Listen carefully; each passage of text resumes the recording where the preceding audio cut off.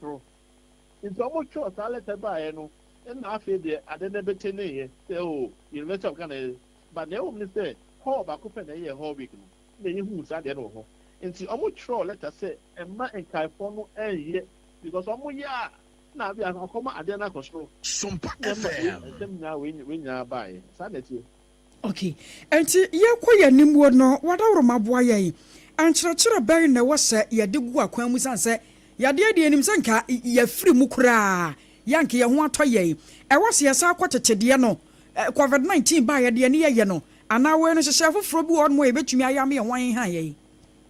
And the part show said the time be a canoe. Well, who says I really and the issue started to turn near Diana. A woman a copper as a rainy season near the Germany call into your best say, some months nation and may enjoy. So, oh, hope no who says so. I'm down for being near there or but one near the departure. Show mass. Say, almost your program, that's a one year crowded. That's how he doesn't want to mean quite. And that's how he opens up a call there and call because. In normal assistant, and my friend say in the West of Ghana, I did them from Mamu until baby, and their test now moon ye until a birthday, say, Cropon Shamak, young Roy and Saturday, and in normal friend protocols, and my enjoy because he enjoy what it's more than after you would say in a coastal. University of Ghana, and a bit to account that without me castle. Okay. Prof, what are my men was say, I know Brand Wadaja when Yamaye. Yes, that's it. I was sure why a Professor Kofi Bonnie and your turn and Kanagochi Memorial Institute, a war, and now would need you mark COVID-19 yadia. And they are unity, a war or my Ghana, a mono, and now or church, a moo and some. Now, woman for Abasha. And I was so for ya was sure may upon demon some so you rock up naminta candle. Wabwana aqua Russia Bejafie, Ninada a University of Ghana, and Anwa da June Bosom Danatoso at Dionomi and Sacrata. One more day a pia, Yana one more Sarah Wamada Shasa Fede Yadiano e Moya de Pa. Nam Swinty, Wamba Sarasa first maskeno.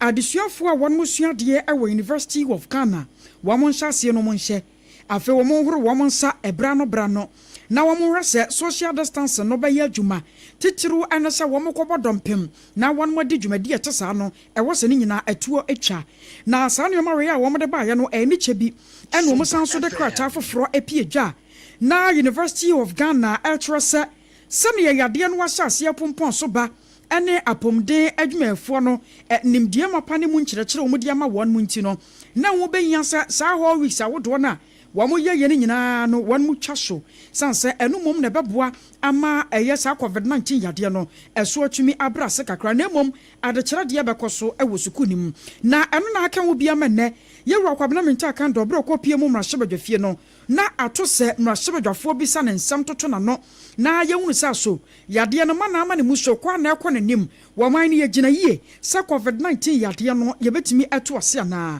ye wura kwabna menta kan do ne nkase mu no anu baba kyeresa no kwasempa no se enna no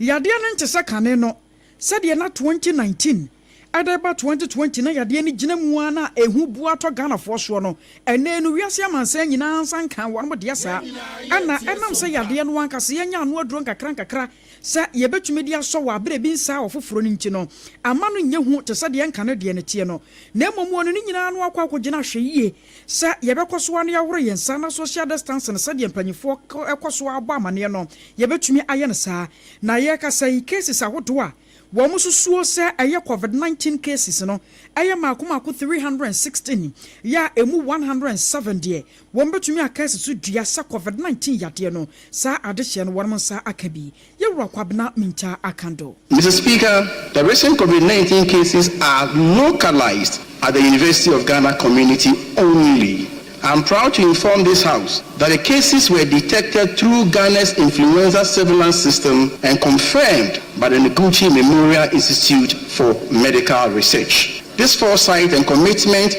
to preparedness allowed us to detect the current outbreak easily and respond swiftly. It is a clear demonstration of Ghana's leadership in maintaining vigilance even at the end of the global emergency phase. This should reassure all Ghanaians that should there be any cases outside the university campus, our surveillance system remains active and ready to detect and respond effectively. Mr. Speaker, as of now, 316 suspected cases, 107 of those cases have been confirmed as COVID-19. Fortunately, Mr. Speaker, there are no hospitalizations and, more importantly, no deaths.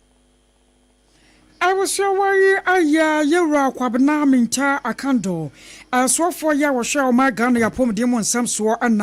ya turn and can and what you know. Wapanye pana manansoa and wababa tressa one wish muka cry one maje.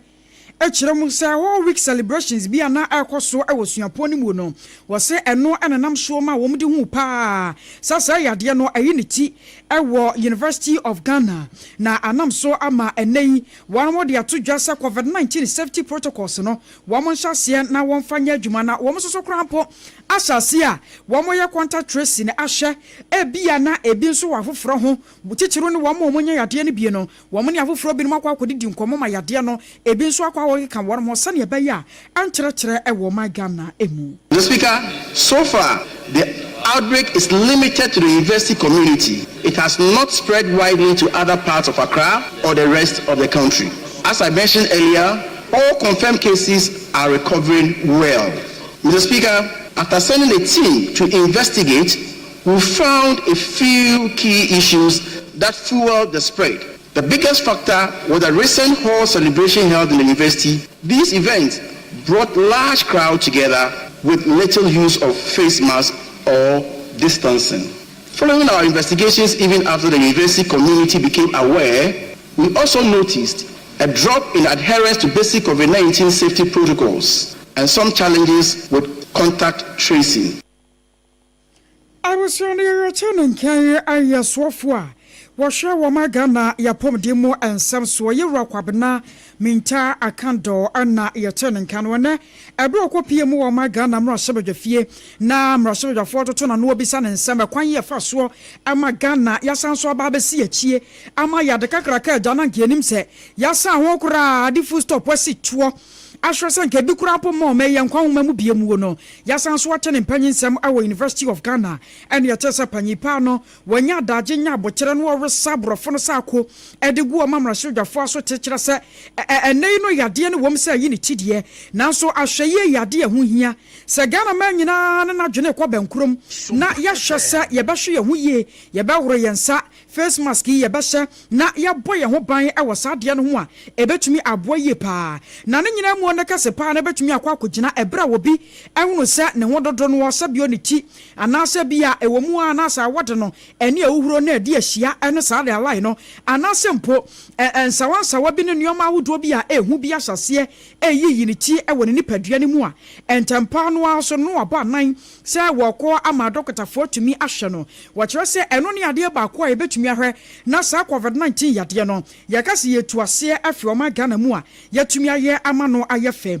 na wamafo behwa sa yade we nyina no ebra na eba be yinitie wo beka ne se ne farabai eba beba e won krofo ama so China fo nya won mo de na didi mu a India US ani ade no wo my Ghana cases a yensa eka ye every airport ba ye no na eyemienu ebra na mampanyi dada na danko akufato wate akonya so a na wo kyerɛkyerɛmuo sa yade na fɛde Ghana yensa kan ye dio na ade ba ko no sa yenya hwɛyie sa za na wiase amansan no sa ne yade ne sibi bunyam so na kwa akɔ nanimuo no na nwa akɔ konya se wo mama no soso yetimi ma hwɛyie mapa edi anim na yetimi wo yensa na mampanyi dada na danko akufato ebra no wo kasa sa abre nimuo no mum yetie sane ɔde ne nsɛm no atu jafai. Fellow Ghanaians, good evening. I've come to your homes once again, as promised, on the matter which continues to grip not only the attention of the nation, but also of the entire world, the coronavirus pandemic. At the time of my last broadcast, Ghana had recorded 21 confirmed cases of infections, with virtually all the cases being imported. I took the step to close all our borders, and I ordered a mandatory quarantine and testing of all the 1,030 persons who arrived at the airport at the time of the announcement till the day the borders were closed. Even though it may be said that the number of our infections is still relatively low, if we act now purposefully, we have a chance of preventing an escalation of our numbers. So, effective 1 a.m. on Monday, 30th March, some 48 hours from now, I have imposed restrictions on movement of persons in the Greater Accra metropolitan area, Ghana, which includes Awutu Senya East Municipality, and the Greater Kumasi metropolitan area and contiguous districts for a period of 2 weeks, subject to review. It will give us the opportunity to try to halt the spread of the virus and scale up effectively contact tracing of persons who have come into contact with infected persons, test them for the virus, and if necessary, quarantine and isolate them for treatment should they prove to have the virus. If you must go out, it must only be to get essential items such as food, medicine, water, undertake banking transactions, or to use public toilet facilities. But as much as possible, stay at home. I was sure where I Ghana Mampani Dada, now the Dankwa Akufuado, and now you're turning Cabra. COVID-19 yadia no ayinitie na washa se wode lockdown once and some eba ewo o my Ghana emuno wotia what bite kase bofre SOMPA 106.5 Shannon so kase boy enam yankro bata wodo ye wo my Ghana fana ba bia tichiro Facebook ni YouTube no ewo ye dem aya SOMPA 106.5 SOMPA 106.5 Accra and website one so aya www.sompaonline.com yansa for da romanti one more creature some nyina ade akogo won mu a wokwa wo benya bi no wakenkan na wokọ asante mantemu a ye fedi kase ye wonom no ye SOMPA 93.1 ayiko one mo fa bi ewo 100.9 and Adamfo Radio one more Paris France abochimemu wokọ takwa eye 101.1 takwa don so ye dem eno ye 103.3 Tachiman adoshe ye won mu tie bi efa SOMPA 106.1 afa SOMPA kron ano anam 98.9 eno ye sunwane anam kranza 90.7 doma 101.3 e wonyina danso ye dedam ye anya samketo makura wo me adoshe no so won mo fidi kasia information centers babro beso ha ne aduasa num won mo nyina so afa kase boy Shamuchia bin kwankwan ya sesuku ahodo mu na face stores ahodo mu yadam nyina mu aseda mu ase na hye nso se ya kyena sese nu a won mo dom boa yei na won mo boye chi dom agi adonche boya baba amyade kase boba basom wono aya lasta company limited ya wo mada woromanti wade ya toothpaste and the brush ata ye chie eya pose papa wonya bia wawie na we no won ma chemu ahodo no mienu ye wo ya toothpaste and ye want a brush wo ho ne brush no aboa se ne won ma ye no won ma ye na hodo ye wo de anu omre pa and ye wo de eno no ye won ho asa anu omre asa anu nyemre enu asa den asa nya den na won wo ba ko a eno so eden papa wodi twi a enya asem ketwa ma ne nyina no ye yas Leicester Company Limited one monsan wadwuma ne bia yas toothpaste enti wo kwa adwama so a emodin bia wo so wo pa yas toothpaste na wo de ne brush no aka ho wawie ebeboa ma wo se no watwa yopo na yi fi enkekawa ene nneoma wodo a wode die na akwahyehye wo sim ni ade ade afirimu Accra wo pandodo mo tu a wotumi afrem panyimfo ewo 0501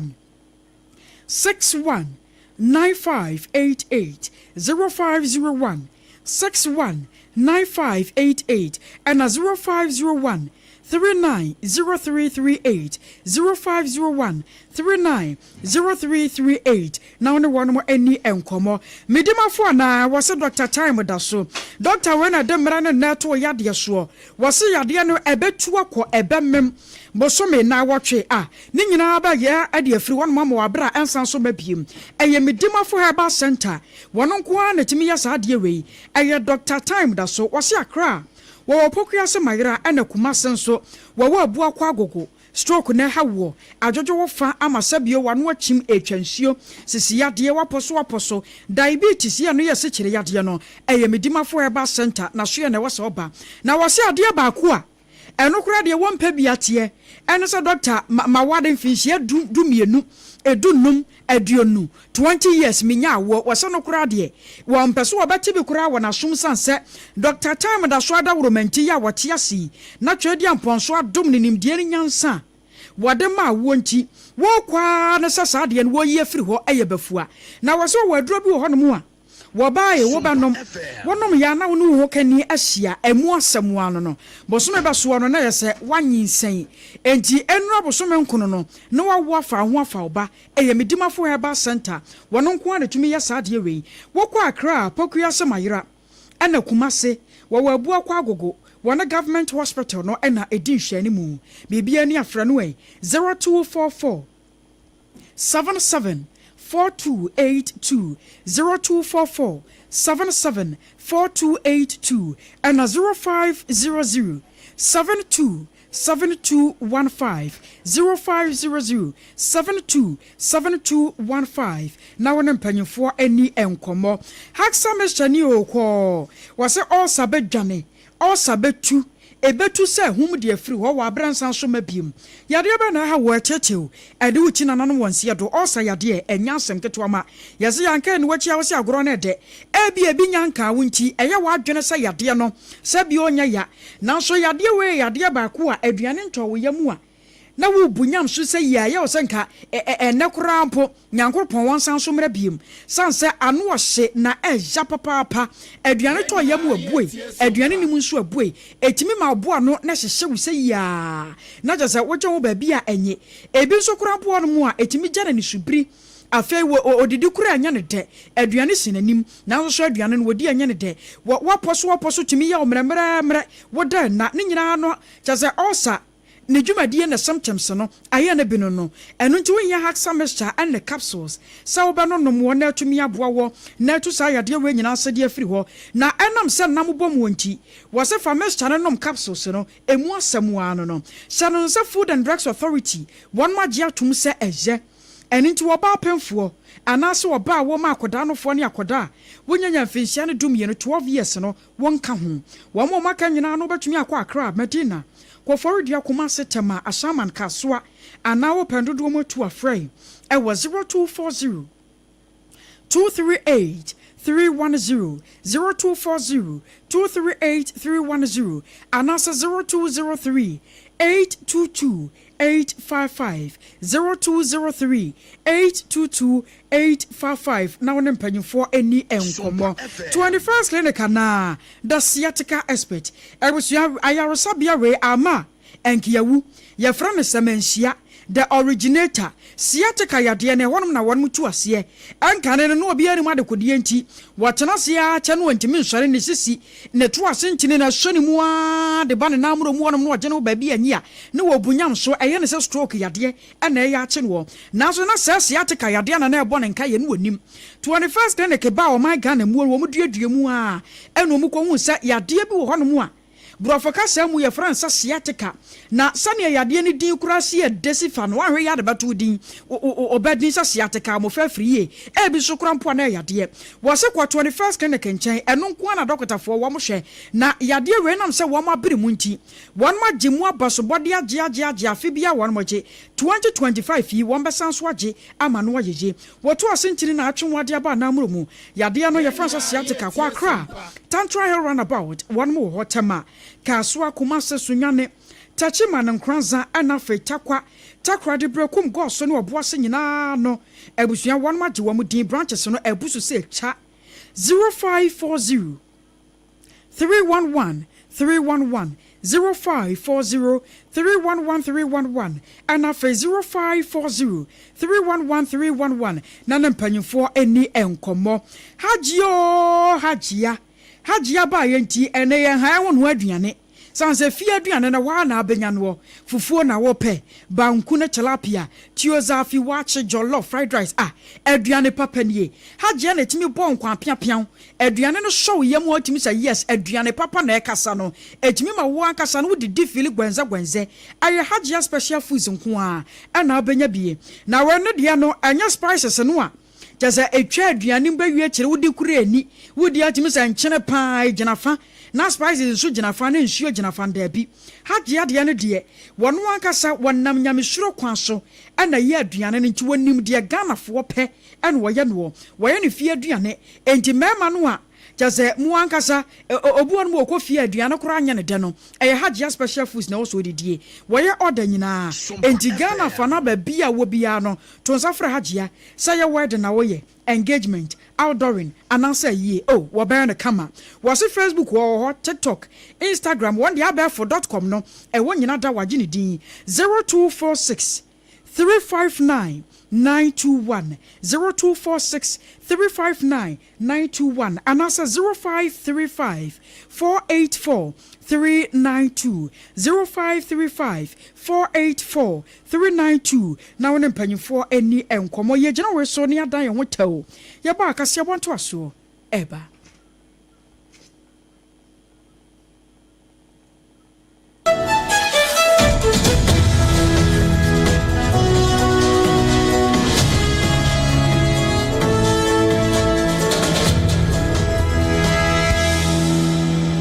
Yes, serving hot. It's answer a hot bite.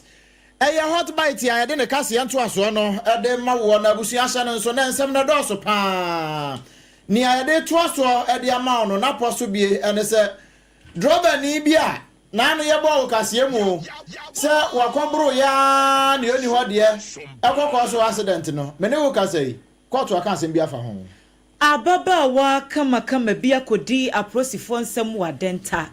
Na enchiremu wasansemi ho ye de somo enwumre Ghana mampanyi ye Rajon Dramani Mahamad Yatuja was a sabio na ban anson sene mra enti obu mra so a emra nini National Day of Prayer Chief Imam kire se eye bra e wo se Ghana fo kan ho bomu Asante mantem so afo de Yatuja se o my Ghana baby ayadru no yehia basa bi emu odin na yiyen e de Africa ase hye ene proye hu na mpox ya de no eno so na machira aba pa apomde adwuma ko na ebo amane sa emu makomako hadua samiensa cases a wormo sa kan no ma me shame ma Muslim e na ka kire Ghana ba association se wo mo form ba association ntina won ba bi emra e wo hoyi emra PNC amanyoko no wo mo atra de sredin krata tenten Edi akoma Asante Urase won hwei na Chief Justice a wo ma ho no ato baabi no won fa na no entumu bi afa ye beko brekum east na abakra chepagini wo no so de atodwa sempontu nyuma de anya de obema na pa ne manfo ho da abusiansam no ahodo bebre ka we no ho ena nua no miensa yatra se ebe bese no se bese pane kodi na haban ni ata se no se bese bempradu ya sabanyansafo mu ebu no kama toto ede amawo yerma obeti enka anwumre no eyemme ebrempon na kwaku ampoma mene Ajuwa asare enafe AKOSUA AGYEIWAA KODIE buatin afe yensha komona se na yensha se emfamfiri asante mantamu droba ni ya efrane se Richard Botwe wanya mfinhia no aduonum 50 years kwatu ahye se won fa no kwato nka yi we kwa de nka wi circuit court na kwa asetena wakyerese won fa no kwato prosifo kokum kakra na wakwadwenwe ne nsam ho ba se let's say 2 weeks wakwa na so oba na se de mra na to ba bia o se de to a afi asotwe wo no wo de ama no na ne nyina mu no wakyerese ayi nanu ya na court no kwa asetena na wo mo de abrantie ba police inspector kwa kufrem pompo na de asemi kwa dan court no che abrantie ya ya friend say Richard Botwe chese wa bro ni oni ho de na brosifo brofu bi mpo ya omotaika na National Road Safety Authority wa brofu bi omotaika say if you drink don't drive, if you drive don't drink wonu monsa ya ma ntwihyen utwihyen so ama no monsa wono de wonte ye wo kwobro papa ene wo wie ye wasan de kai ene tantwon ene ba bi ore ko hye esan kokko fatal accident ewo mu a wo mo eche no won eche no de ko to pe afe na ensana tefri na nizo mbusa no awase o enyo no yebonsam eno asese bronsam dia ene yakwato no wanhwe na wonka bi man pa eno nam so emo mo cheche wo nsem nyina mu ere kire nka circuit court no trans din hu se kai ya wode ekodi se adwuma no kai ne number AS 4379-20 ya ena wo register kai no eno nti kai de onfo kosi prosifo akache na wono wankasa mu no wono mfa no kotu prosifo kukum kakra no wankwadwenwen nsem ho na bre semu no won san de no ababiu wo kire se nyame ya adom a ene ye July ne de di kan yi edadu eba be kan de ho o ma ne edu ba akopɛ wono mfa no megina court ho na afie ne nsem no wo mu ne dichi emfa na sotwe emfa ma no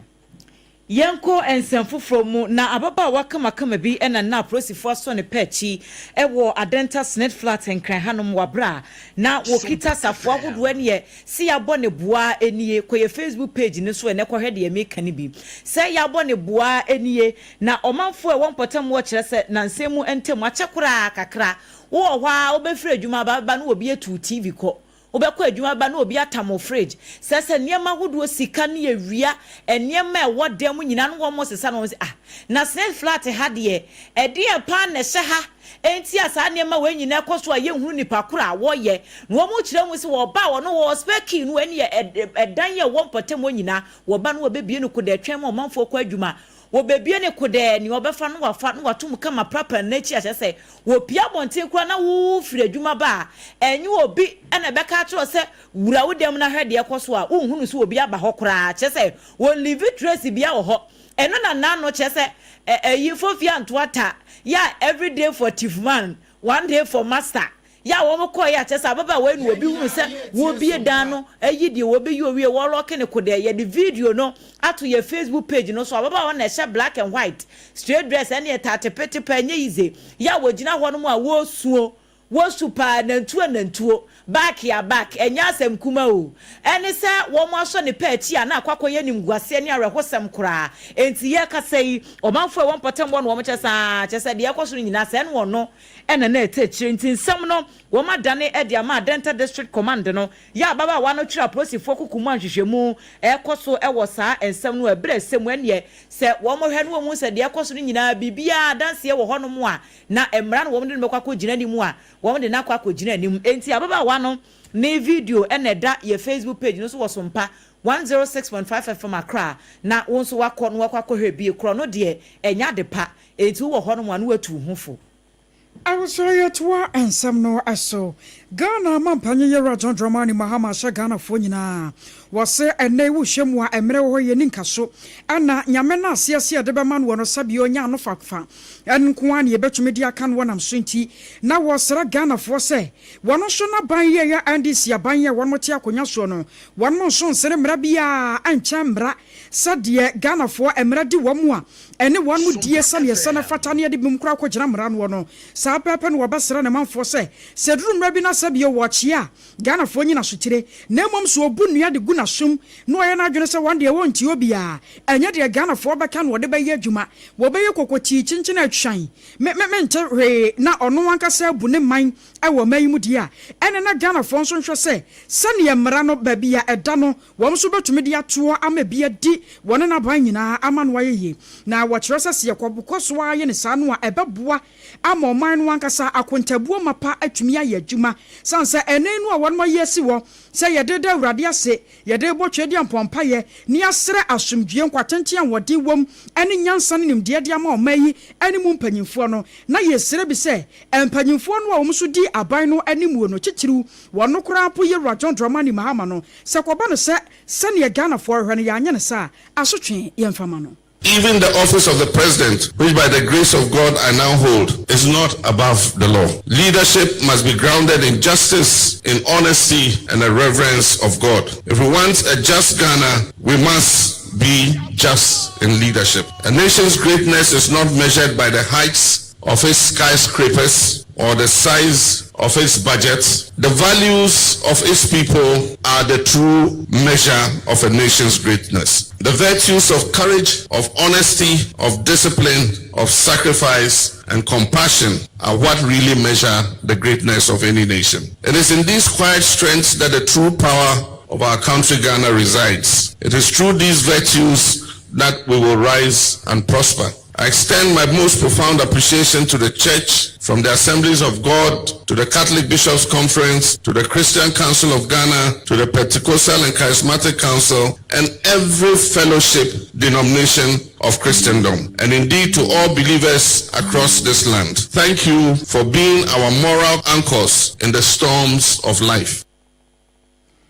I was your turning kai area Ghana Mampani, Yera John Dramani Mahama, a brand of the where you see one of them ya debo chediampon empire no, and a sansem way or the cotuja. Na we ya pe, ano aya Christopher Diano. Na fe atosa era Muslim for near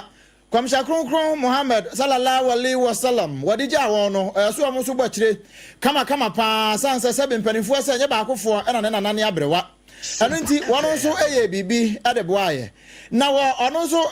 dwumadie no wekoso no ano na omai mu chief imam Sheikh Osman Nuhu Sharabutu wano so ejina simpie ni apaso no ache se he saade we omai na yesi ho se ya de boa abompaye ade amo omai no ne asan so ada Yankopon twere de ampan na se no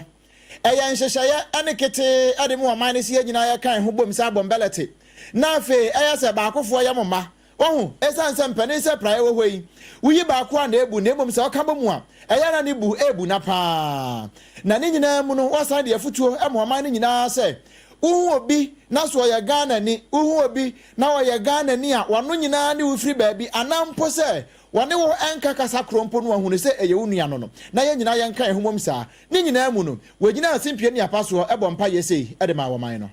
malite na farko ko nga muna gode ma Allah. On this basis alone, we are. Alhamdulillah. Let's all say Alhamdulillah. Amen.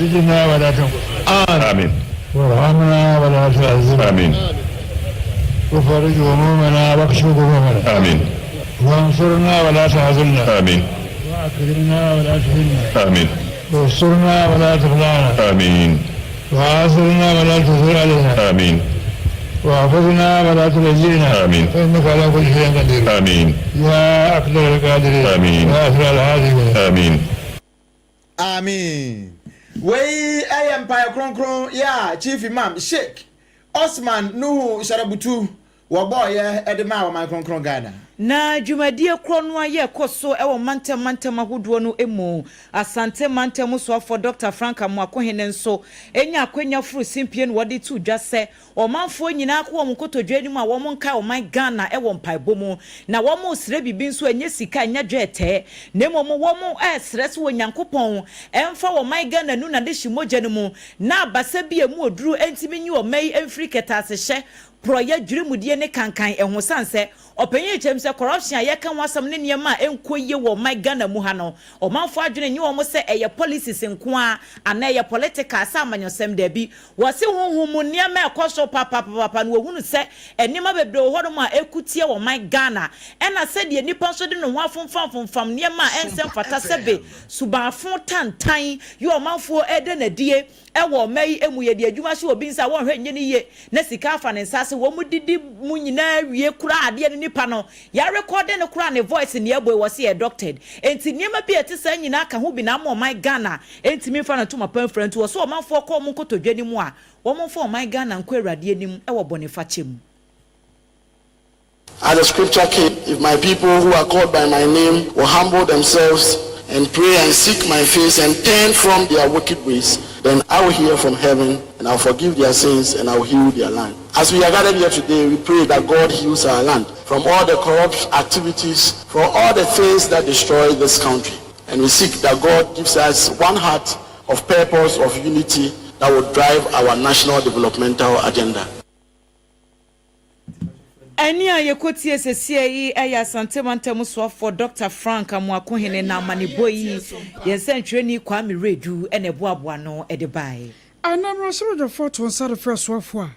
washo Maria pom demon san so yero kwabna minta kando na no nyina no afa cases ahodo mienu a na Ghana yatete ase aba ewo omayi emu na baako aye COVID-19 case ana baako nso ye mpox yade no na eno ana yero kwabna minta akando eba be chum se ba no mpox no a eno no sane yade ne so ne ban asitie no Ghana for yen shada mu na so monkeypox no kwa na akokọ na nimpa wasi enne ya ye kasa no cases no akwakodu wo ha aduasa miensa 133 cases na ewo Ghana emu na emomu no ade ba ko a edane se sabio yenya wo bia ye beka ne se wonam mpox ade no so afrimu enam so nti wo basra Ghana for se yenkoso wa sane edane de nyina won mo kan wo no yenya hwe yi sanse miaye bi te se atoyo mantamu enkran ana fe atoyo tifido mantamu Western North region no wonam na sa cases ama nemusuo. Finally, Mr. Speaker, as of 29 June, we had confirmed 133 cases of mpox, mostly in the Western, Greater Accra, and Western North regions. It is essential to note that there are currently no admissions and we have had no deaths associated with mpox outbreak to date. Additionally, except for the cases confirmed in the past week, all affected individuals have fully recovered. Mr. Speaker, mpox spread through close contact, and we all need to stay safe. Avoid close contact with anyone with symptoms suggestive of mpox, which include fever, rash, headache, and swollen lymph nodes, and protect ourselves by washing our hands regularly with soap and water. KG blog ya I was your way aya swafo ya washo meyi ya bomdimu ansam so ya wakwabna mincha akando na no mo na Ghana Bar Association wono mo enrampo na wo mo edi Matthias Day ya wono kire se we dey petition surunko kra na one day ko edi akoma aban se be yanka Chief Justice ya amampani ade ahoma bo ne sisi ya se ogina fa akoma market time no e ba yanka onya ahoma num no anya adwuma eno na nam so ama aban ka samafo ya na be de akire ya ma me Shamima Muslim wode atoja no wache se enya ne yehia ni Ghana Bar Association fo enya ne yehia ni montra mo ba bi na momba na monya mo association na fe mu ni mu nsempa na se mu ni mu a Ghana ha mra wa ha na samra nso wo mu a ena abaka samra nya adwuma ni nyina mu no wo ka kira won se won wo bibi papa bi a wan be ya wo mo fon kwatena court na won defend cases enye Chief Justice no mba be defend no sanse Chief Justice na kasa mu no wonim se Ghana mra ene ye de ye adwuma eno nti se wo mo anya ne wo mo ye no ene sa kasa tenten ena ochina tobe no a na se wo mo ankasa mu no wo mo animra no de na so wo mo ntemra na se. Personally, people like her, and as a woman in public office, I empathize with what she's going on. The law is the law. Today, what is the GBA? Again, from President Mahama. You can say, slippery slope now, Ghana Bar Association or more coming. And I could boost our slippery slope. The conscience of our nation, the political tradition, this government, take action now, and stop one so with more consistency, with more integrity, they will draw us to the straight path. But say, GPA has lost that trust in the minds of people because almost show favoritism. One show favoritism. Kwasi dia on the uncle, Nyanya Chad, Efa Bambo the trim. I don't know one more year. Way, Shamima Muslim, one of Penabedi, Casa, Edma Bang, Nancy Bibino.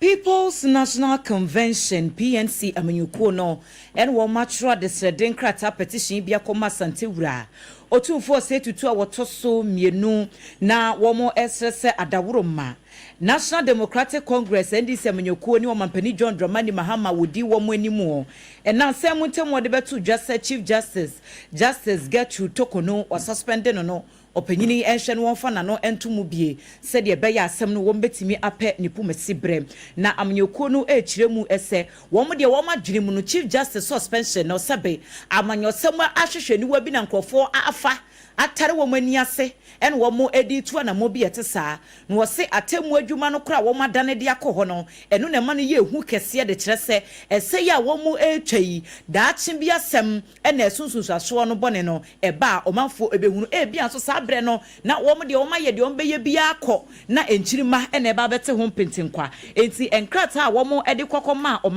otumfo no penyina na woda mnyekuo no animum Janet Nabla wono ena ejina simpie so ekasaye ena wo kire mu se won de sebe wo hunu se mampani John Dramani Mahama wonyo bia wotimi de bone chekura wo ye unforgiving president won eka na wo se assess wo twe omafo bia so a ya na se wo mampani na ni gye ho na ade bia te sa so de enya de adi mpuntuo bebo omayi wo se ene yet your memo no ma National Day of Prayer and Thanksgiving. What's you on Kenya de Bonnie? Janet Nabla ne Kasew. What's the national prayer ne de Kenya de Bonnie ne muno? Sanke better than the national prayer to seek repentance. So one more such a woman general one master boniface. Ewa mo Bonnie a woman to a near who do be no one was thinking no and a bueno and answer for say. Mammy Janet Nabla. Now the Chief Justice took on Nudia by and one of the cross Sunday petition Akoma Santiura. Yet Croma. And a electoral commission job to Charlotte say, Mammy, one more a pair baby didn't I ask one day, nothing by one can hurry.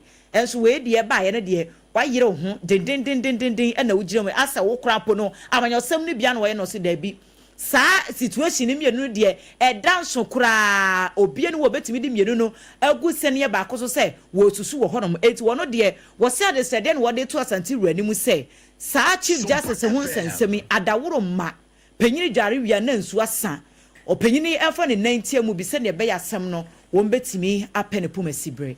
afaya ko ansam fofromu na abrabi atwam Worker Bank panyi kwantrofo an wota no ayeye Frank Edu Junior na panyi pa na asase a awbo sobuei a kire za hwa kire wawu agene wudam ana wonu wankasa etwa edana komamuo no wobetumi dia cheka ne mampanyi ye John Dramani Mahama ana Africa ne finance minister ye Ken Oforiatta na anya sa pa dia wonu pa no sane anuoma esibia tata na komamu akyesa asoroche no enya de obetumi dia che na panyi pai ne santrofo di nkomo no obekirem se ye bribi aban dada na betena akonya so ana woye seja wogu sikakura bia wodo enu ogugu banks dodo no a eno kura Ghana fo anka no hwe afa ye nananom ye wono kura aka ho bie ye wo makọ ma ho megie mu wo pension sika kakra nka wo so so anko mbedie no ye wura yi se domestic debt restructuring eno so de akowuram ewi akire wo meka na nsesam ye nti a 2026 ena sa sika no wo mo sa betumi aka na no kura no woni aba so won saka wo de a echese won betu se hu ade ama no se na sika ye anka se ya bre ye mo jani a ya de agu ono mo no ada na wasa aban wotumi de afa sa kwan no so na wo kirem se sa nuoma no a Yera finance minister ede one mo fa so abanda da na pension no wono kura ye ne ya no kuram na ade ba ko ama na ko ne de mpa no se Yera Ken Oforiatta duruma bi no ne nyina daketa ba ko so ne mpa ba ko so sore se na adwene ye wo mu tirim na nya adwen papa. Why would you do that? Why would you go after pensioners' money? It's one thing that people can never forgive AKOSUA and Ken Oforiatta for. I lost money. Well, pensioners picketed. The former CJ came to picket with us and said, no, I didn't go to picket. Those who were working the technical details behind the scene and those who were vociferous out from there, etc. You know, but I lost money in the Eurobond. No, I will not, because I saw them live large. Yes, they live large, you know, and so why do you want to live large at the expense of my pension? You understand me? It's something that should not be trivialized at all. To have a cabinet meeting and decide that in solving the country's debt problems, I'm going to include pensioners. That's dark. I was your way, I can. Car Bank, Penny Quantrofo and Watano, Yera Frank Edu Junior. Na yaba to answer no so bibiansi ye na ye de ani akyeremu ewo ensanfu from ena ye wa we yesikasem ye de ye bia ena Bank of Ghana for onso mu bu nkonta na nkonta o mu bu no woni ahwe hu se first quarter no aye afie ne bosome kura me ensa de kwada nan no so ho no a no ma hu se enwuma amanfo a epe enwuma ene wo no so a efa enwuma mu ekosoro papa enti wan ya de na we nyina kyerɛ se wase AKOSUA bɛso ha mu chichemu no edunum 15%. Sa amanfo abiebie nwuma na wo mo pese wo amanfo fa wo mo fa nkrofo adwuma mu no. No mo advertise ye bo ho dawuro se o ye pa adwuma ye fuo no. AKOSUA bɛso ha mu chichemu no edu enum. Enti wa ya de ye mo nsem mo share pa. Wo de compare same time last year. Na je say shada nkoyie kra. Nanso afie we de ne de ekona nimpa. Na wasansem yi ho no ena ye kwa ahoma no so na afi ye ne wono mu a paade hunufo a eba no apedi a wo mo ye hade pa no yakobusa won so ahwehwani wai wo mo nso hunu bi wo mo hye bia na ye ne yera Abraham Kojo Yale wo ye labor expert ye no e bon komo ira yale otime ka Sompa FM so ni majo so na apom te san yo yamia do mi ho na mo tumo de atredi ampa na da woroma ye nso ye ho ye pa na ye da se nwumre so age bre ne ye bon komo ne ye di kan kase pa no Bank of Ghana says wo mo ya hade pa sikasem na gina ene ntiamanfo ebiebie enwuma ama ohwemu a 4 months ye di animu afi mu no atimi akosoro advertisement nko ase ye fa nkrofo adwuma akosoro omo gichemu edunum ba bia mote mu hu ne sa ma menchi atiefo na menda ma se mama no kwan se mo di nkomo about advertisement doesn't translate into job creation. Well, advert, there are so many things. Emma, adverts. And also say, if you are the position has become vacant. If you are resigned, if you are position Abadaho, acquire Abadaho, and also say you're creating new jobs. What you are saying, and expansion. Maybe your position, you should be powerful. But also, all the adverts are moving. Advert oh, you have experience of this, you have experience of this. It means that and yet new job you create. And yet you have resign and I say the DSC which will be or see a division and I if you are a manager, I will do and I say in fact young for some FM. Now if you are young for one presenter a day Juma and that's why you have no, you bring in a new person, any year, a job creation. What you here? I know it's an existing job. Position about of vacant, you advertising, and when you want to advertisement, in law, you see invitation to treat. And invitation to treat is not an offer. It's or the Bible, sometimes, no, advertising about the corner, you have to be that.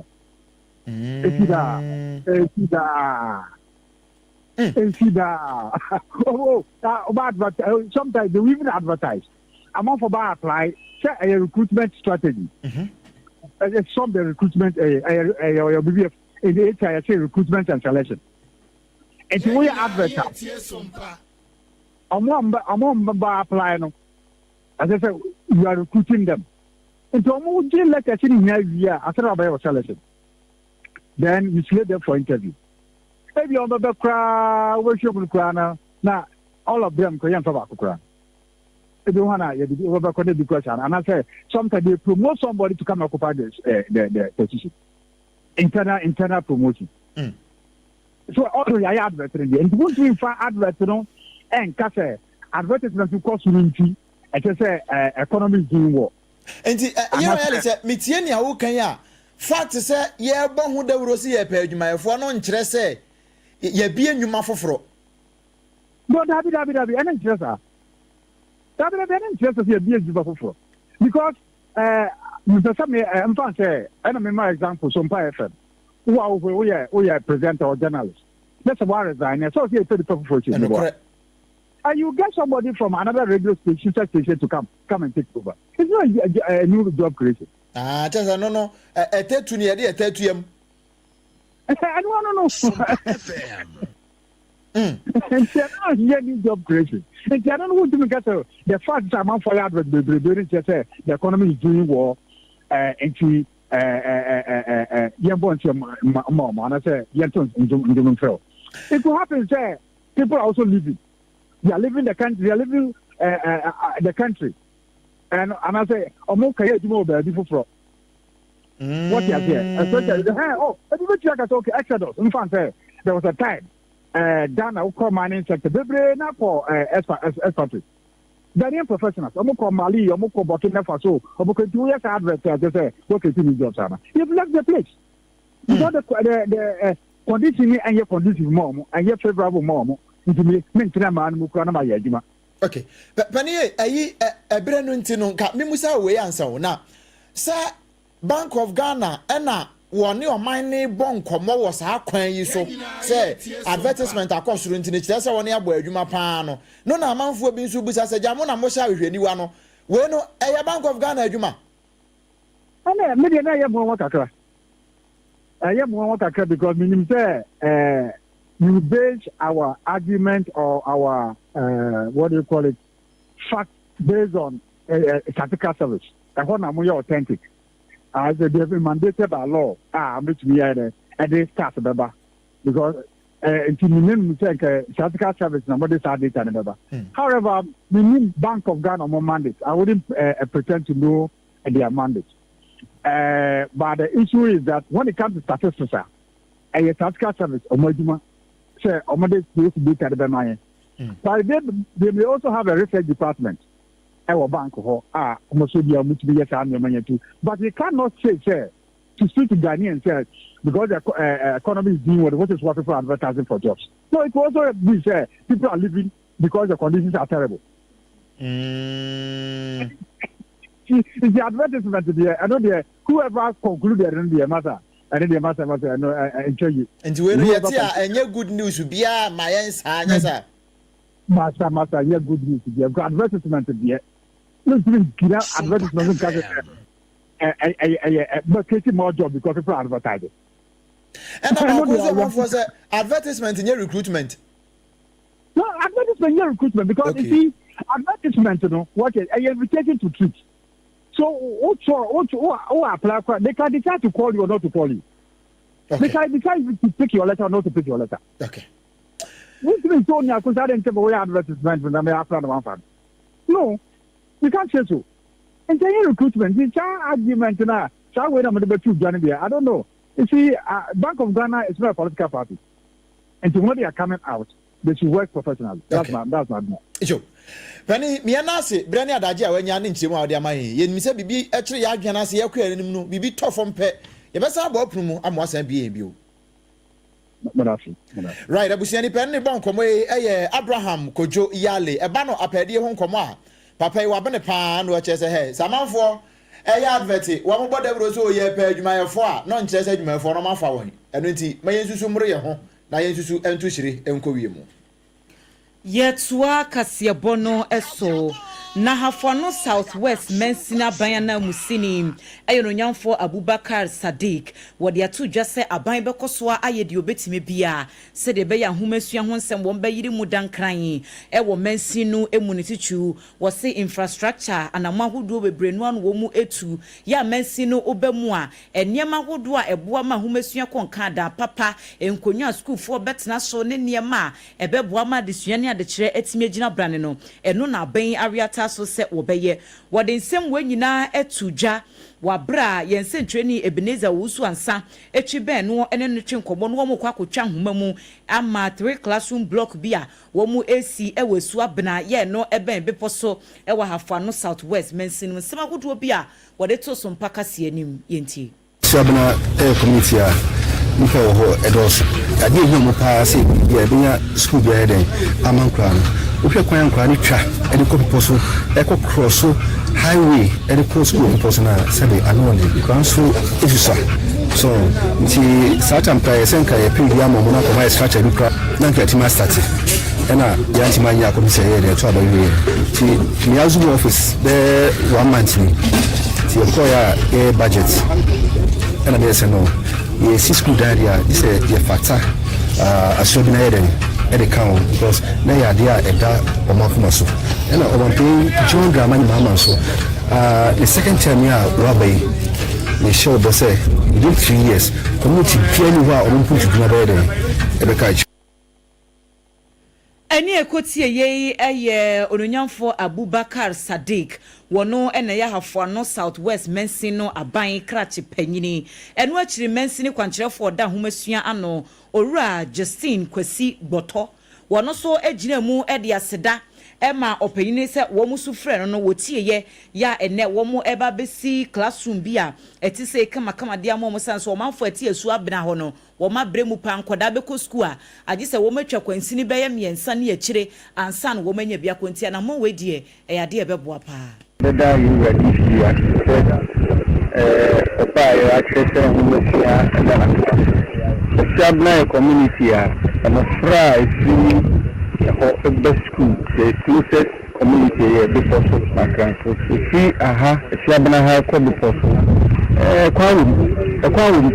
na Ghana so human see you access and participation access near say if the akwadada nanti any school and this is more than 3 kilometers have to be far more than that engineer how Eti kwankyerɛ for wada homesua no Justin Kwasigboto ene eten nkan enwachi onunyamfo Michael Adofo Asa ya wono so ɛyɛ assembly member ɛwɔ beposo Esuabena electoral area enso kan bi ɛto aso Ahanu we 3 kilometers. We try 3 kilometers to people's and sana umatmenya access. Asama America ne say eja se project bi ba so say ya. We say ya your rural community no ye dey huchim say the boya project no ebitimi akoso torti. We say we hwe ni na die e we say do obeba bia ohia bia kwan ya din be fase be ko chief o bibi we say ko chief na adwuma na wie e pay say 3 months we say we within 3 Any ekotie ye ay assembly member yo wo beposo Esuabena electoral area Owura Michael Adofo Asa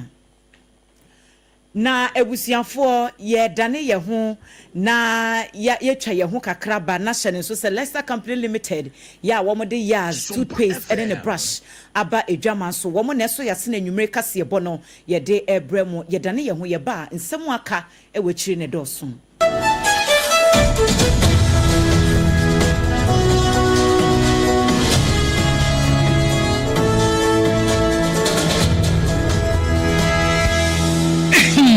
Medo Edrano pa utimi to boase echichiwusi o ado na so nim se me yas toothpaste and the brush and the twitwi mesima menya homka sentina ye bokoyi na me all time favorite yas herbal toothpaste and the brush aboa me amasese menum so a enum anasa de ehia me senfimfem me biem na wonhwasa mesi ayefita asesrecha homa na et brightest yas whitening toothpaste and the brush and the chemistry and I was see a fee na yas total care gel toothpaste and the brush ni de e bo se ho ban dem ni nyina e ma wonum ye sham oh yes and do yas herbal yas whitening and yas total care gel toothpaste and the brush e buzian chamfa se wo pedudu tu e won kran ha for Leicester Ghana Limited e wo 050-161-9588 Leicester Ghana Limited and the yas toothpaste mo hodo and the brush abadwaso ababu Endpoint Homeopathy Clinic Ghana had the obi anim sesa ye prostate na baby omutibi ye screening ema hu ni ye etu asia na ye Endpoint Homeopathy Clinic anase ye kidney ye liver problem wo fa baby na adjujo na de fe ne premature ejaculation no a ba ma bi a woni wodofo akwakosia asa wo di ne ho agro asa wo tonte ene ye bra Endpoint Homeopathy Clinic na ye moa ema ne mema mo pa wo ye Endpoint Homeopathy Clinic wo mo dem fua yare bia infections bi na wo ho anase bia wo hwe wo fa baby na adjujo kidney problem prostate de Endpoint Homeopathy Clinic kuma se ubehu Endpoint Homeopathy Clinic e wo konoma bohia na Accra hanzo so de wo mu giamu ankasa e wo sprinters de friend share signboard no hudu na ubusasa wo pe Endpoint Homeopathy Clinic obia e be kiro for Endpoint e wo 0244867068 and 0274234321 Endpoint Homeopathy Clinic wo mu dem fua Kweko, minim se waye she. Me kwa manane. Na so ebony show wa embaso. Malihonsapeno. Ebony condoms comes in different flavors and available in all pharmacies, chemical shops, over-the-counter shops, and pubs. For bulk purchases, contact 055-230-0075. Ebony condoms, Ghana's most pleasurable condoms. Make it worth it. We got peppermint, strawberry, vanilla, chocolate. We got peppermint, strawberry, vanilla, chocolate.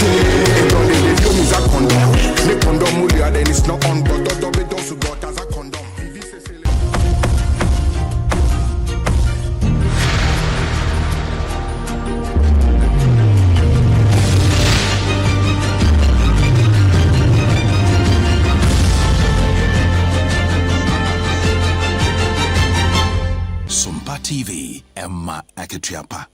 Amakatua pampa busia da mo ase samwatwa yai yakoya sanso babiem yetoa ansam no eso yadakase bone ko Bekum East na Bekum East ana wonmonyafo Hajia Fati Abubakar waye ACCRA chipanyine ahonom na wono so annemanfo akodi enkomo chichiru fa ne bampo mu anu wachiro se sane wo ba na waba betena konya no so wo hye won mo se nyame ya dom na mampanyi ye Rajon Dromani Mahama bonidi na assembly members gina so to aba manwa wono so ba na famu de ade aboa no sa pepe anu wabai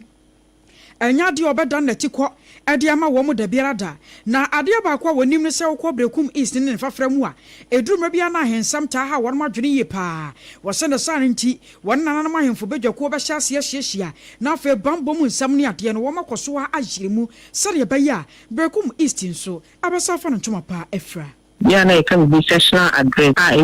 police wadi hunu ne aban police wadi hunu na obaye ba kwa na mi bi awotumi ayi ni to assembly no ana o mindful ne na sa dwuma di AKOSUA Bekum East municipal assembly ha nti no sessional address ni me ka bibi efa security ye ho bambo na me bayi ba fa kwanya so ene me ka bibi music I work Bekum ha ahia atwato aden bebu assurance e de ma me say Bekum so ku na ni makakra bi na se ebu babi ana hayen ebi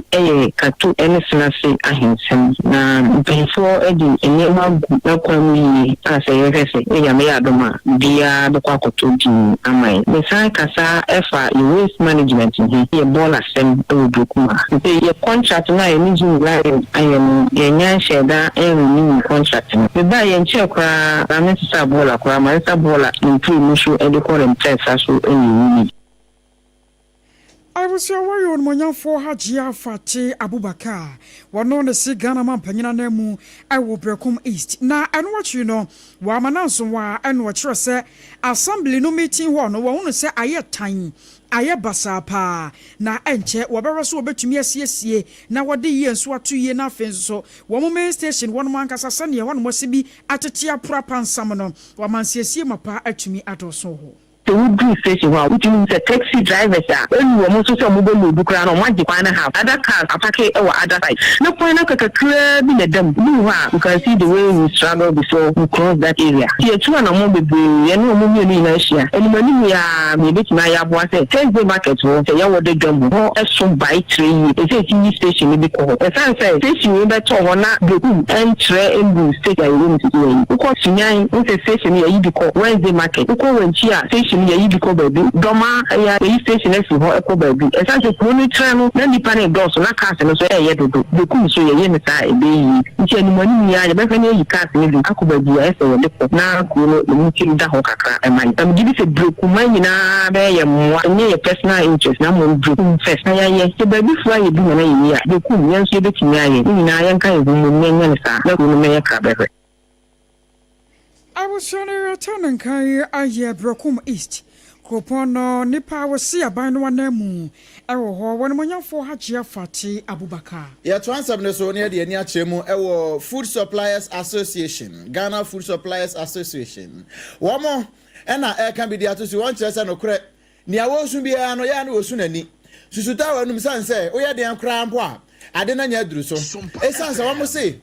sani Ghana mampane His Excellency John Dramani Mahama. Wobo modia betena banya isuei. Woguso ya wo kan nsem fa na wo hwese ne obetimi aboa ama ye nkwada ne ye mai wo faasefo no a e wo senior high school e meda mu eno nti woguso a wo hwe so betimi aboa ama ya padua ne papa de ama nkwada no ni nyina e ya ade a e wo se o man no ye bo no hia pa sanse sabe wakwa akwa etikese a eda eso da ye papa na ni nyina mu no won kire se saa asem wa Ghana mampani kae no e ye wo asem hia e ya ade a e betimi aboa won ye pa Woman say one more can you say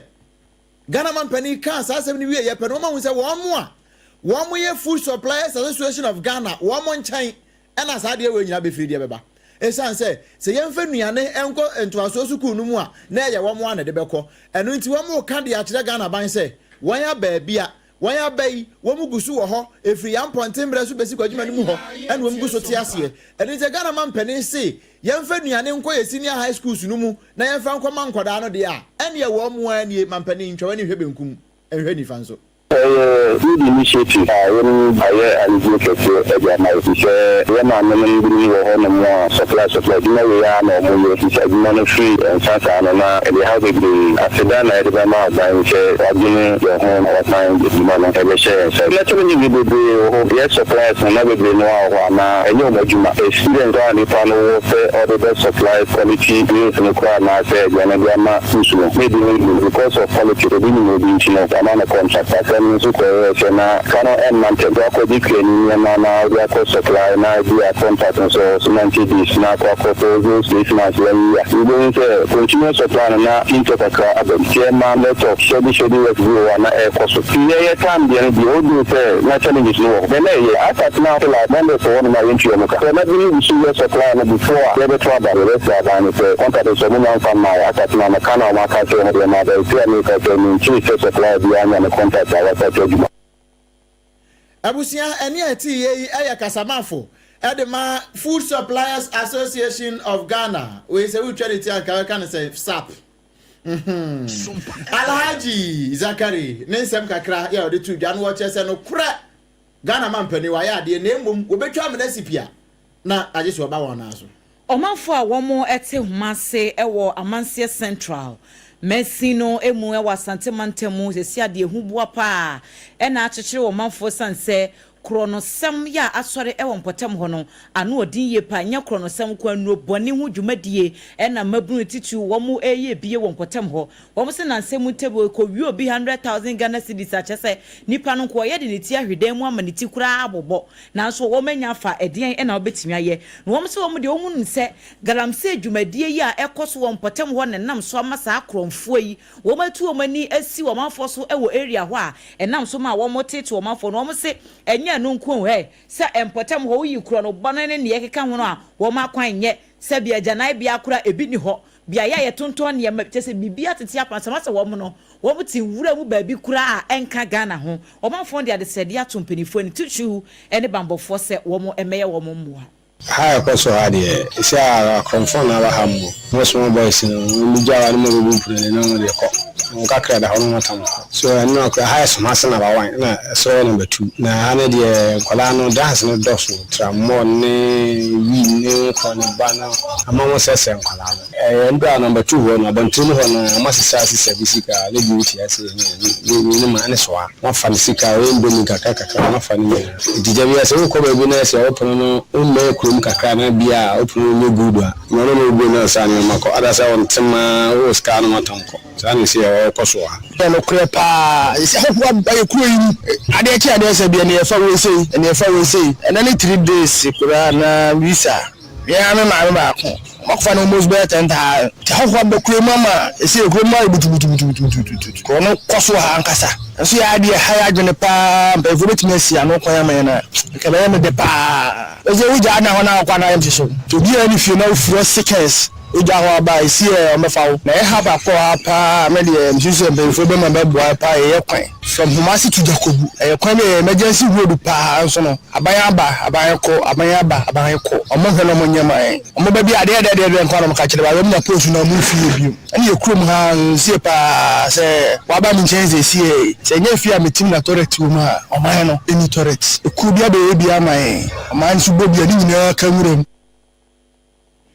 Eni ekotie ye yi wo manfo bi a ete Humase ewo Amansie Central Mensino emu amane boyi ye centrally ba wa beidu ene de bae na Owura Joseph Brichum wokọ Tumase Senior Higher ano wa twoma wabiaja kroponi mu wa headmaster ya wodano na panyipa no de ababa tudwa e kirem se wonam no wotete na nsem na wotete no kura ye nsempa enko han ho mekasa sa ansam bia omanfo bi no kafa no ho na bi mutu social media so na bi muso te radio stations so ka no enya asem kuma adayi a wo mo se wono headmaster ye friend say Joseph Brichum no ahye adesuafo wo mo ba wie school awo Tumase Senior High say wo mo mfa mponche amira school mo mo de ba adayi a biology practicals eno mo de ba no say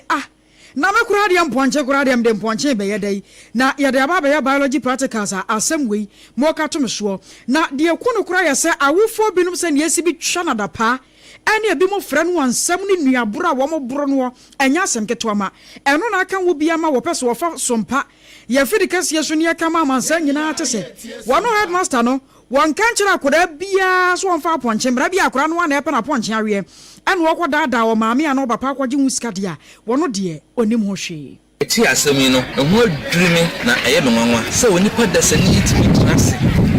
na wo hye asɛm sei ɛde to school no so na asɛm maintain mpɛ nsɛm da sɛ school bi ɛbɛyɛ practicals na ɔkakyɛ nkwadaa sɛ obiara fa ponche baako ana odwan baako nokura biara nim na nya nokura empo sɛ wo twa toro de ato nua bi so ana sɛ de ato obi so a ɛwɔ sɛ wo hye ne ɛkwan da ho na asɛm ba waka mu abiri na nso sɛ no mo si aka no die kese me ho adwiri na ɛyɛ me nwanwa ɛno nti ne meka akyerɛ amanfoɔ ɛyɛ all students wɔn mo a ɔbɔ school yi ho dɔn sɛ nokura biara nim sɛ school yi daka kyerɛ nkora ne sɛ wɔn fa ponche ana sɛ odwan na menya practicals nti ne obeti biara no ɔmɔmu na nokura biara anim I was your Roger Nyuma da ne wura no anasa no headmaster ya wa to senior high ora Joseph Brichum ne yɛkyɛ nka wo so wode won ka na ba bia o so obi mfa ponche mranti wo ba nanum ye ne de no aba fie so abasra ponche a ene no ono anasɛm no wachi no ana sompa ma ne boni ba wa bedu ebo modia ne biology say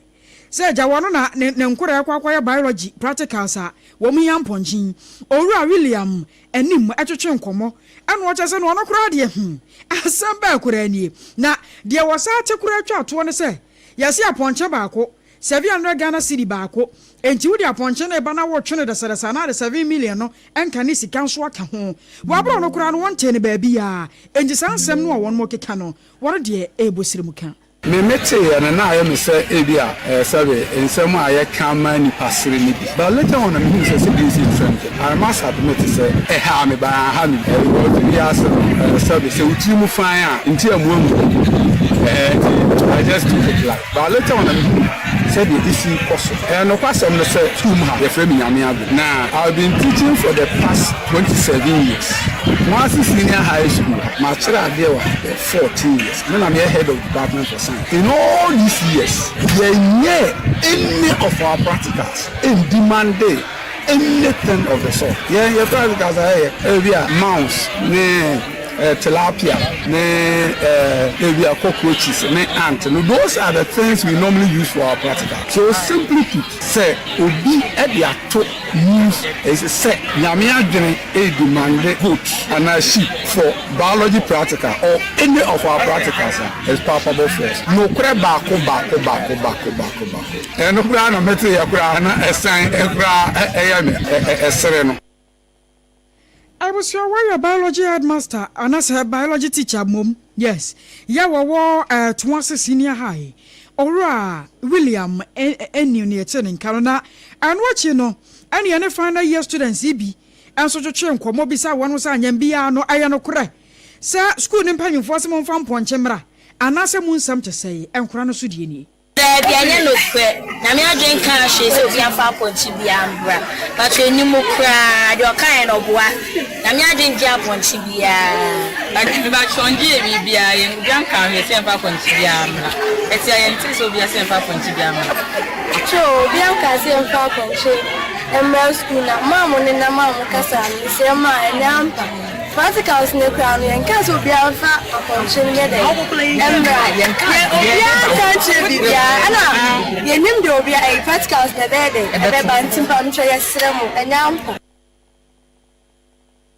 Abusua wari aya desuafo a wamo awoto ase senior high ana no wonu so chemu sanya no kore say headmaster so mo fa mponchemra no mo fa my biology practical bia ni nte bia akoda ba ko nanum ye ne debo apokobu o maame en wo se yemfa aponche ba ko 700 Ghana cedis mra no mo adesuafo no de won mo ntehwe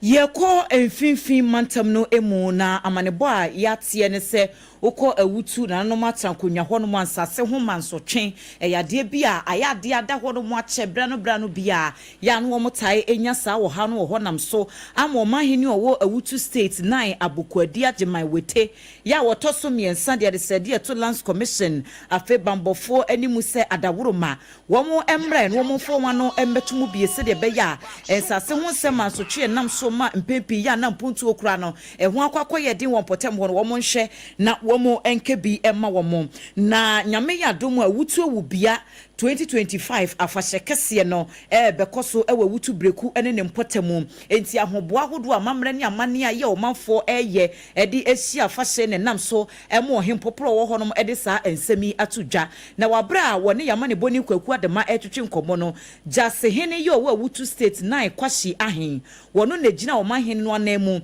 ɛde ensemi atodwa sɛ adaworoma wɔn nhwɛ na nsase ho nsɛm no wɔn ensiesie ɛyɛ dokument yɛ wasase paa mo man so no how na de wa yɛ no mo bɔhye na mo tete ama de bia so bi ne fi kuku mu a nti be sraban on fa ne nansi wo national security on fa wo nansi wo land commission on fa wo nansi wo and yes sir e do how baba dachi e no ko sa ban so trase no how ba be ba be dia fa hye obi o wa menini obi o wa be biara bia se amenini nya o se oba Robert Buana fashion na economy efire wan a ofo nechi na chese ni ekoti esesie yi eye 9 kwashi ahen wono eneye jasehene ewo awutu state en wode ensemi eto yamane boni kwaku ademanim ti nyame yadom a 28 August ekosi 4 September ewa fimu ena afahye no wo mo de behyehe so afa ye fa kire ya ne akọ Kenya last 2 weeks ago ena abrantie bi a ye frɛ no sɛ Boniface Kariku prosifo atutuo ema ekɔka no ne nyina ne sɛ wɔtɔn face mask bi ɛwɔ kwan ho na Kenya mentime ho ase kakra ye esi we agya prosifo bambambofo ba mu bi ɛna tututu ɔkɔ so a prosifo tuo ekɔka abrantie Boniface Kariku ema me ne wɔka sɛ saa bre no mu no wɔn ne kɔto life support so na wan kyerɛ sɛ wan ne kɔto life support so no wada so abɛsɛ na wɔtwe mienu ɛnura anwumre adechi nne anɔpɛ ya yebi ahu ne efiri soro baa adan a life support no wada so nso a yasan kodum no ama nam so ma brantie no wato ya no mo no ho ɛno nam so ama abusua kasa mafo Emily Wanjira wane sompa kase abonkomo akyɛ sɛ no korɛ asɛm no sɛ ne yɛte no na yɛ huhu ɛyɛ no korɛ pa sɛ abantie no ahwɛ ne nkwa nanso me ne wo kasa yi prosifo mienu ya mpanifo kye won sɛ wɔnam wɔn nsa so na tuore to ye no wɔn mu gina court a da bia ya kɔna bra wɔn ntimi nka ahwɛ no nti wɔn de wɔka kye sompa kase sɛ yɛn kan kyerɛ Ghana ban na Ghana ban so mfra no ntombie na afi wɔn pa tentrene ɛmfa ɛma Boniface Kariku sanse wɔn wɔkɔ akɔpɛ bibia bedi de mom ɛne me bɛyɛ den ɛna ɛbɛfa ayɛ Abusia waso ne yegyina na nsam no yede asie na nsam wo yede ba ye no yede makoche no bi anesesofo a wo hwe mo ya pom de nsam so kyerɛ sɛ mpox yade no cases na kwa kodu wo ha aduasa miensa PNC amanyoko no de adesreden krata akoto otumfo Santiwura enim sɛ Chief Justice nsɛmsɛm no wɔnhwɛ na wɔnka bi Chief Justice nsɛm yi ɛna Shabi ma Muslim ɛka Ghana ba association fo sɛ so mu ni mu mra no a wɔn nkɔken kan na mra wo yi ɛyɛmra Ghana mampanye yɛra John Dramani Mahama so de ato ne manfo anim wɔse na ban so nsene mra wo enti wɔn mo yɛ bɔne a yɛntwi wɔ monim ababa wa bi a wɔbɔ kro no akyɛ ɛwɔ adenta sne flat nkran ha aprosifo nsa aka no Kenya abrantie ya na wɔtɔn nose mask aprosifo bɔ ne tuo no afa de yɛse wato ano ya anom ɛwɔ no ho a na ebi ka wɔn ho ɛbra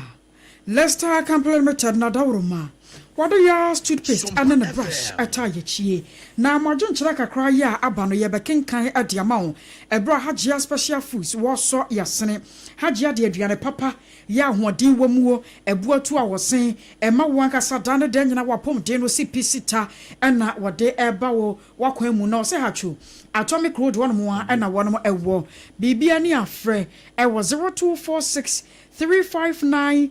921 0246 359 921 message sabano ebi eni KK Wakaso American Town KK House was in fact news no dia wa bia muku ha ya wotie wo enjoy pa ohina na message bi wo se wo chia ye nyina na in fact what obi bia say National Day of Prayer no ye nyina de ho ahyem amana kwa wie ye kama pa na akwa ma boaten Ablekuma Central no say National Day of Prayer we dey emfa kra we dey se fan fan wen kwaye emfa munya comment sapila too was say Happy Republic Day enkoma Ghana fo nyina titiri ene Haji Asafia we asa odi abasa no so dey odi aba no we si odi aba be sempre o ha ni nyina no enti yemfa konkon ha na Hajia special food Hajia special local food aduane papa nyina fie no eho na womo eye ni nyina na dawroma ene ye de messages no kakra e ba ye no ye de esomwo ye no mo wote yanka e wo kasie mu no eye me obrempon na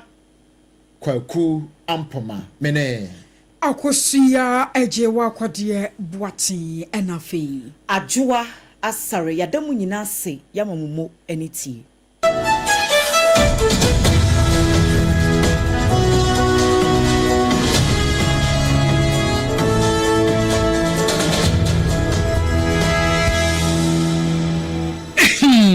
Medo edrano pa wutime to boase echichiwusi o ado na so ni se me the yas toothpaste and the brush and the twimesima menya homka senti na ye bokoyi na me die me all time favorite yas herbal toothpaste and the brush abuo me amasese menum so a enunu anase de ehia me selfin me biem na wonhwasa me se ayefita asesrecha homa na et brightest yas white